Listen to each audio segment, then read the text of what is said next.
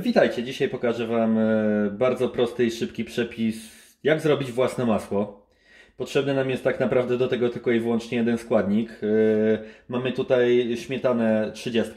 Ja mam taki kubeczek 330 gram. Tak naprawdę będzie nam potrzebny jeszcze tylko i wyłącznie słoik lub każde inne naczynie, które ma zamknięcie. Dobra, od czego zaczynamy? Wlewamy naszą śmietanę do słoika.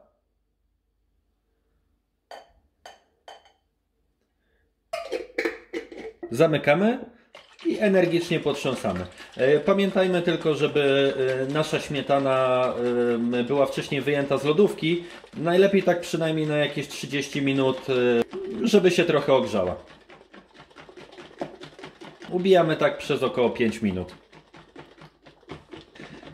Kobiety mogą do tej pracy zatrudnić sobie mężczyzn, ponieważ wymaga to trochę siły. Takie domowe masło super smakuje z domowym chlebem. Przepis na taki chleb znajdziecie również na naszym kanale. Zobaczcie, po kilku minutach powstaje nam masło i zaczyna się wytrącać maślanka.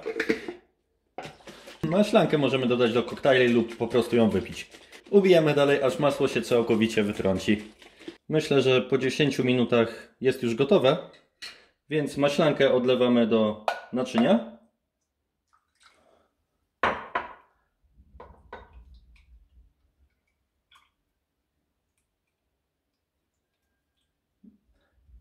A masło, które nam zostało, wykładamy na talerzyk.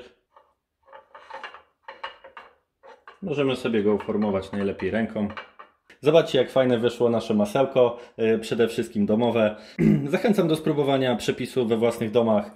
Subskrybujcie nasz kanał i do zobaczenia.